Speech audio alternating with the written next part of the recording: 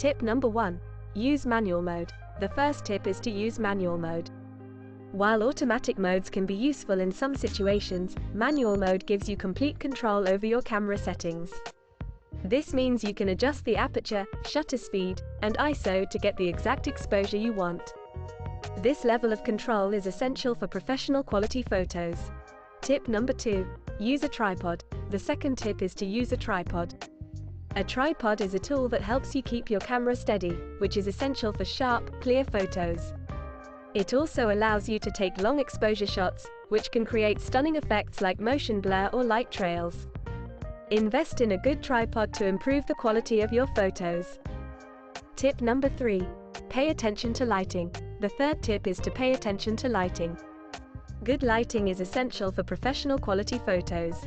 You can use natural light or artificial light, depending on the situation. If you're shooting indoors, consider using a softbox or reflector to diffuse and reflect light. If you're shooting outdoors, try to shoot during golden hour, which is the hour after sunrise.